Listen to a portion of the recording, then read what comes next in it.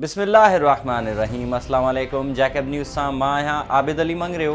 पेश आहिनि हिन वक़्त जूं हेडलाइन। जैकबाबाद वेझो क़ौमी शाहराह ते लेवीज़ जी गाॾी जो रोड पार कंदड़ नीगर खे टक्कर। 10 वरहनि जो अली दोस्त भरचूंड फौत। हद जी पुलिस लेवीज़ पुलिस जी गाॾी खे तहवील में वठी ड्राइवर खे गिरफ़्तार करे वरितो ऐं नीगर खे सिविल अस्पताल खणाए आया, जिते डॉक्टरनि पारां नीगर जे फौत थी वञण जी तस्दीक़ कई वई। पुलिस कानूनी घुर्जूं पूरियूं करण बाद नीगर जो मढ़ वारिसनि हवाले करे छॾियो।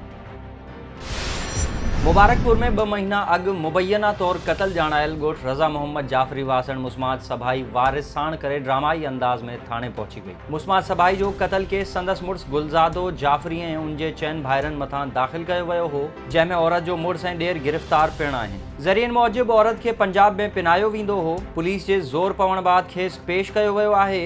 औरत जा बयान सुभाणे अदालत में रिकॉर्ड कया वेंदा। पलीजाणी रेलवे स्टेशन जे प्लेटफॉर्म ते मिल्लत एक्सप्रेस जो टक्कर लॻण सबबि नौजवान मौक़े ते ई फौत। 26 वरहनि जो नौजवान ग़ुलाम नबी ॾेठो पटड़ी क्रॉस करे रहियो हो त सरगोदा खां कराची वेंदड़ ट्रेन मिल्लत एक्सप्रेस जो टक्कर लॻी वियो, जेको मौक़े ते ई फौत थी वियो। मटियारी में बासरनि पारां नीगर ज़ुबैर सूमरो सां मुबैना बदफ़ैली करण जी कोशिश दौरान गलो वढे मर्डींग करण जो निबेरो PTI अॻवान हाजी अब्दुर्रज़ाक मेमण जी सरबराही में थियो। निबेरे में ॿिन्ही धुरियुनि जे चङे मुड़सनि शिरकत कई। फज़ल अली हाशमी ख़ासख़ली बिरादरी जे 3 ॼणनि मथां ॾोह साबित थियण ते 3 लख रुपया ॾंड विधो वियो। जवाबदार धुर सुभाणे सूमरा हाउस मेड़ खणी वेंदी। 3 धुरियूं फ़ैसिलो मञींदे पाण में खीरखंड थी वयूं। निबेरे में पीपल्स पार्टी जे अॻूणे MPA सैयद अमीर अली शाह हाशमी, अॻूणो तालका नाज़िम पीर सोढल शाह, सैयद अलमदार शाह हुसैनी, सैयद इरशाद अली शाह ऐं ॿियनि शिरकत कई। कानपुर महर वेझो शाहपुर महर बम्बली माइनर मां 6 वरहनि जे नीगर जी हथ आयल लाश जी अयाज़ अली जे नाले सां सुञाणप थी वई। नीगर जो लाश मिलण बाद इलाइक़े वासियुनि पुलिस खे इत्तला कयो हो। ॿुधायो पियो वञे त नीगर गुज़िरियल ॾींहुं मसू वाह में लुढ़ी वियो हो।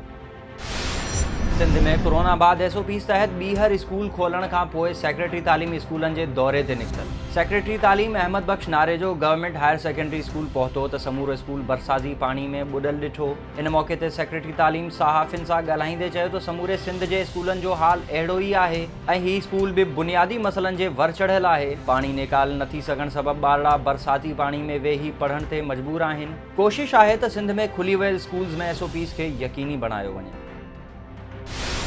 बलोचिस्तान जे स्कूल्स ऐं यूनिवर्सिटीज़ में शागिर्दनि ऐं मुलाज़िमनि मां कोरोना जा केस साम्हूं अचण बाद 10 स्कूल ऐं 2 यूनिवर्सिटीज़ बंदि। बलोचिस्तान में 8 महीननि बाद खुलियल स्कूल्स ऐं यूनिवर्सिटीज़ कोरोना जे हमले सबबि ॿीहर बंदि थियण लॻा। सिहत खाते मूजिबि बलोचिस्तान यूनिवर्सिटी मां 25 केसिस साम्हूं आया आहिनि, जंहिं ते तालीम खाते सूबे जी सभ खां वॾी यूनिवर्सिटी ऐं सरदार बहादुर ख़ान विमेन यूनिवर्सिटी समेत मुख़्तलिफ़ 10 स्कूलनि खे ईंदड़ हुकुम ताईं बंदि करे छॾियो आहे।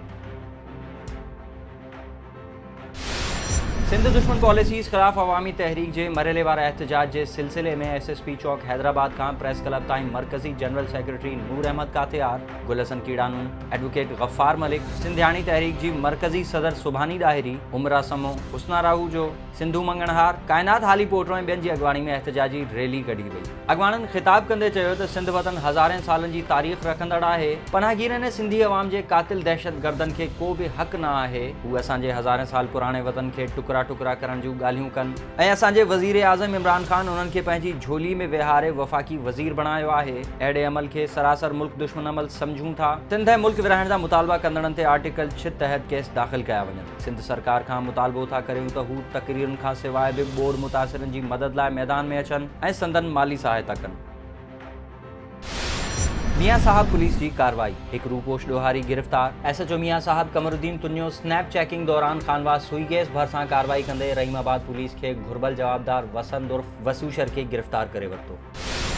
बहादुरपुर में 2 दुकानदारनि इम्तियाज़ गबोल ऐं हुज़ूर बख्श सूमरो में कमेटी जे 100 रुपयनि तां झेड़ो। हिक ॿिए जा कपिड़ा लीणू करे छॾिया। दुकानदारनि ऐं शहरनि विच में पई ॿिन्ही ॼणनि खे छॾाए वरितो। ऐं छछो में अंजुमान ग़ुलामाने कलंदर जमात जे सरवान सूफ़ी साईं सैयद ग़ुलाम हैदर शाह जी सदारत हेठि सुल्तानाबाद में मोहिब साईं मोहम्मद अली कलंदर जे 4थे सालियाने उर्स मुबारक में 2 खरब 13 अरब दुरूद पाक, 28 करोड़ 35 हज़ार खां वधीक ख़त्मुल क़ुरान ऐं सूरह यासीन समेत मुख़्तलिफ़ क़ुरानी सूरतनि जो ख़त्म कढियो वियो। ही हुयूं हिन वक़्त ताईं ख़बरूं। वधीक ख़बरुनि ऐं अपडेट्स लाइ विज़िट कयो असांजी वेबसाइट www.jacobnewshd.com ऐं फेसबुक ते फॉलो कयो। ॾिसंदा रहो जैकब न्यूज़, ख़बर खां हक़ीक़त ताईं।